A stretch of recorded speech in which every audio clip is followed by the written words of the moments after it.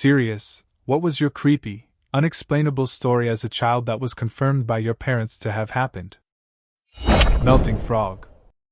Was looking for a Halloween costume with my mom to wear to elementary school, which was a big deal to me because I was homeschooled at first. We spent a couple of hours going to several stores and couldn't find anything that I liked. It was getting dark outside, so we were going to have to find something and go home soon. There was an old Halloween costume store, one of those really weird places that somehow is open year-round, that we decide to go to as a last-ditch effort to find something. We got out of the car and walked through the front doors and get 3 steps into this place, and I instantly have all the hair on my body stand on end. I felt huge oppressive pressure on my whole body, like the physical feeling of being hated by something, combined with it wanting to hurt me and wanting me to leave. My little 3rd grade, I think that's when it happened, self turned to look at my mom, and in the same instant she turned to look at me. We didn't say a thing to each other, just turned around, after only walking 3 steps into the store, and went back to the car. I remember getting inside and asking my mom if she felt the same thing, and she said that she had had essentially the same experience as me. We prayed together in the car and left. For perspective, I, as an elementary school kid who desperately wanted to fit in with the other kids that I had recently joined in public school, willingly left our literal last chance to find a costume that I thought would help me fit in, because of a physical feeling of being hated that I got when we walked into the store.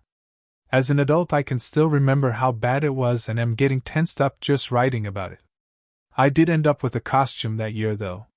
We went home and she stayed up late with me working to cobble together a cowboy costume from things we had at home.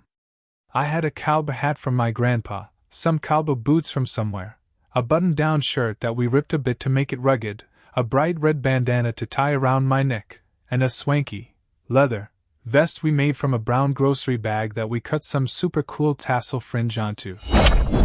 I can't recollect. When I was 9 or 10, my dad took me to visit with an older hunting buddy friend of his. My parents were divorced and my dad lived in another part of the country, so while I had known this guy since I was a toddler, I didn't share the same common interests as either of them. The older friend was a gun dealer and had lots of catalogs. This was before the internet was in wide use, to order bullets, magazines, guns, etc., and they often spent hours going through listings to determine what they wanted to order. We got there fairly early and my dad said that after an hour or 2 we'd all go to Hardee's for breakfast before going to shoot clay birds. Now I'm a youngin', I don't care much about guns or hunting for sport, and am just incredibly bored, so I start wandering around the house, reading my video game magazines that I brought with me, and very quickly that hour or 2 has passed and they're still down there. I ask if they're going to leave any time soon and the friend suggests I check the refrigerator in the kitchen and see if there's anything I want to eat. I look through the fridge and find nothing. However, on the kitchen table I see an apple and decide that will be appetizing enough to hold me over. As I pick up the apple and prepare to take a bite, at that point his wife steps in and tells me, "Don't eat that. Everything in the bowl is wax." I tell her thank you for warning me and continue to wander around the house, burning time until we can get going. Maybe another 30 minutes later I go back to the basement where they're going through catalogs and ask when we are going to Hardee's. My dad's friend asks if I'm still hungry after going through their fridge. I tell him that I was going to eat an apple, but his wife told me it was wax before I made the mistake. Both of them give me a blank stare, and after about 20 seconds of shock my dad explains that his wife recently passed away. I then go back through the house to try to find her to show that they were just joking with me, but sure enough she was nowhere to be found. Roughly 30 years later, before he passed away, my dad still insisted that I must have imagined it. But I didn't. She told me not to eat the wax fruit.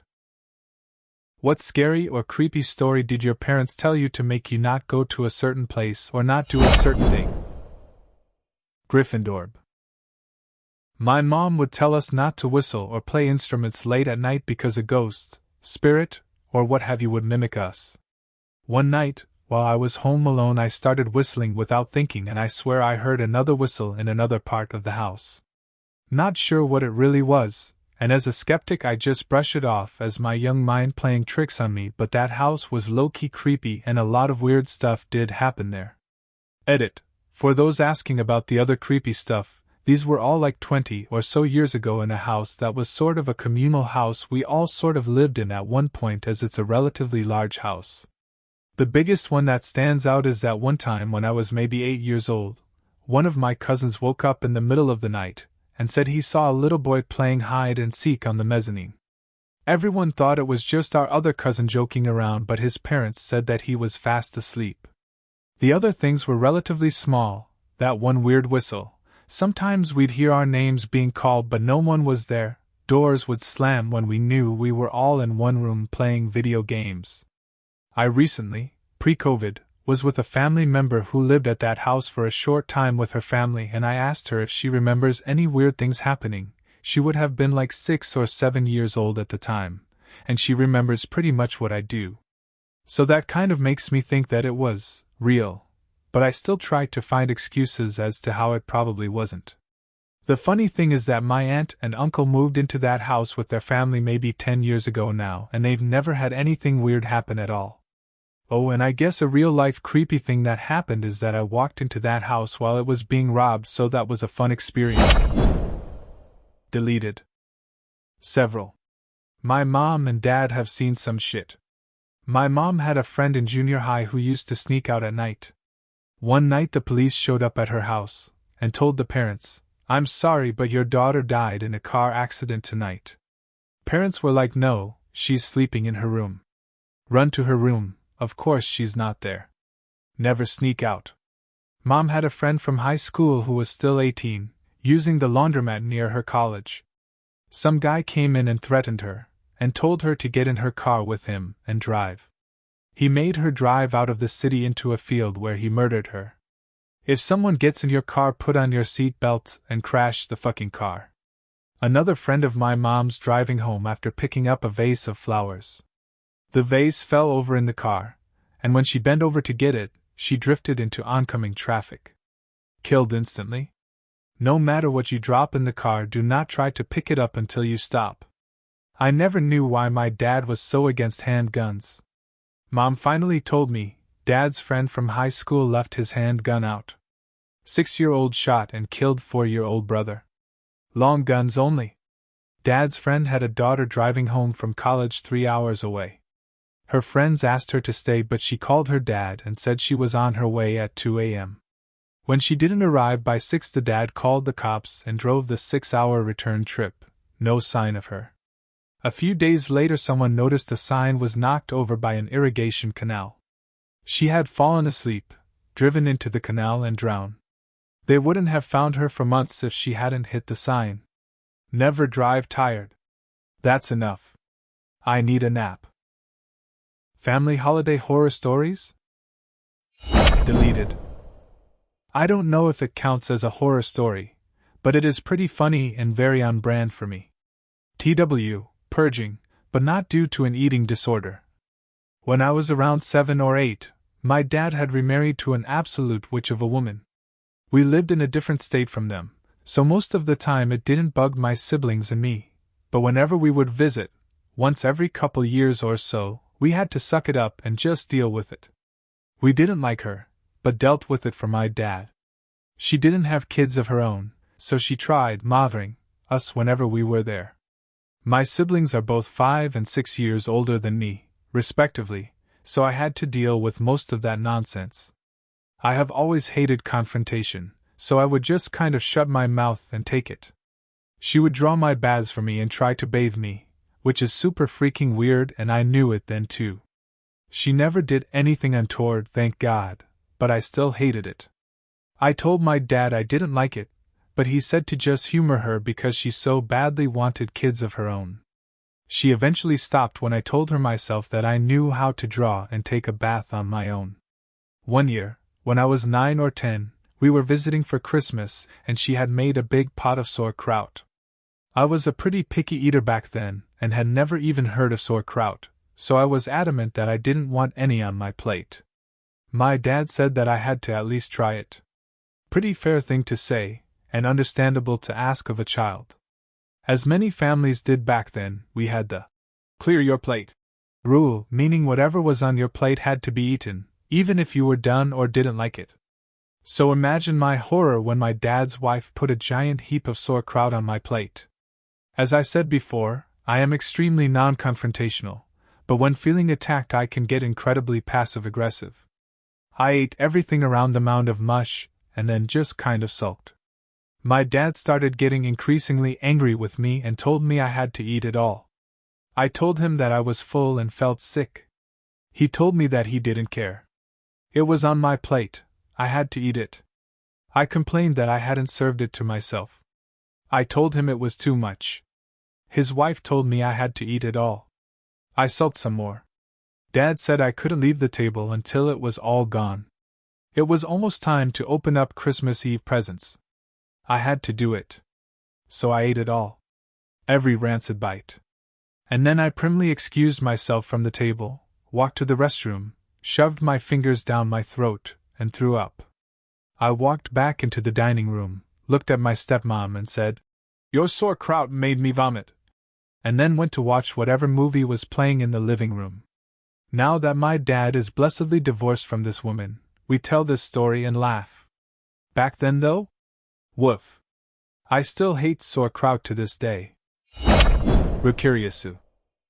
Family holiday? I mean they're the same all around and kinda boring. Maybe a couple shouts here and there and I tell you the things I dislike about family holidays, but at the same time, I don't 100% hate them. But let me tell you about family vacations because I hate family vacations. Let me tell you this one family vacation that made me hate family vacations overall. I think I was around 14 or 15 and my parents wanted to take me and my sister to a beachfront hotel in Florida.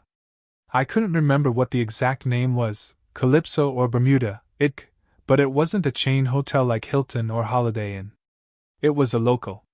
Around that time, I wasn't too jazzed about family vacations because I was slowly beginning to like studying and working because of the independence and peaceful isolated times I get away from my parents. So me and my family arrive at the hotel and we check in. I remember this small two-bed in one room being dusty as hell. I was sneezing and wheezing all the time. The place was dirty, and I remember the refrigerator was leaking. We, and by we, I mean me because my parents told me call front desk, contacted front desk and they said maintenance would be there. While we waited, my parents wanted to go to the beach. So we did and set up our shit in this one beach spot. Took about minutes to get everything set up perfectly in just the way they wanted. Which by the way, they only had 2 or 3 beach chairs and of course, I didn't get a seat. At the end of the day, we come back to our room and I'm back to wheezing and sneezing. My parents thought I was being dramatic, but it got to the point where I got red eyes and snot coming out. It also got hard to breathe, if that gives you an idea of how dusty the room is. No one but me in the family was as sensitive to dust as I was. I can handle a couple of dust bunnies, but that room, oh my god, the AC vents was caked with dust, the curtains had dust just waiting to explode into the air, the tables weren't even wiped. So it was a nightmare. And there was no signs that the maintenance man came in cause the fridge was still leaking, and it wasn't even working. We called front desk and the lady there said she thought maintenance came by, but that didn't seem to be the case. It was around the time maintenance had already went home, so I told them that I couldn't breathe in the room and it was too dusty. She apologized and said to come up to the front desk to get a new key to move to a new room. Oh, by the way, she didn't know she was talking to a 14-year-old until we went up to the front desk. Yeah, as soon I got there and told her the situation, she had this surprised look on her face and said, "Oh, that was you on the phone." So if any of you at this point are wondering what kind of parents I have, it's the lazy narcissistic kinds. Anyways, the new room was a little better, but still a tad bit dusty. At least the AC in our new room was less dusty than the one we were in. Fridge worked too, so that was a plus. Was I still wheezing and sneezing? No, just sneezing, and I ended up cleaning up whatever dust was in that room just so I could sleep peacefully. Which, by the way, my mom didn't sleep very well cause of the noises coming from the hotel bar. The next day was awkward and a tad more worse than the first. The hotel we were at had its own restaurant and bar and we decided to eat there. Well, the restaurant was like a Russian roulette cause when I got my food, I noticed something was off. I couldn't remember what I had, but I remember I was complaining about the food tasting weird. My parents and sister, however, had no complaints. They just thought I was being uptight. So yeah, I had to suck it up and eat my food. Didn't enjoy it, unfortunately, and I had to just so I wouldn't cause a scene with my parents. During our time at the restaurant, I think we met the owner of the hotel. I say I think because he didn't look like one. He just came over to ask how everything was, and we only had one complaint, but that was all. The way he acted was strange though. Let me paint you a pretty picture of what the owner was like. He looked more like a lifeguard and didn't stand out very much. I understand it's Florida and it gets hot, but he had on the same t-shirts as the one you would get from the front desk's gift shop. You'd think the owner would stand out a little more to their guests, right? Anyways, our interaction with him was weird, cause when we complained about our room, he just said oh, and okay, and I'm sorry. It was like talking to an NPC. Guy was weird as hell.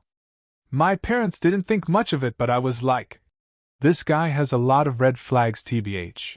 Oh, by the way, remember when I said the restaurant was like a Russian roulette?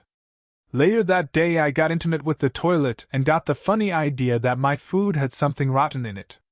And I say it was rotten because over the time of growing up, I came to find out what rotten food tastes like, and looking back at it now, my food was rotten.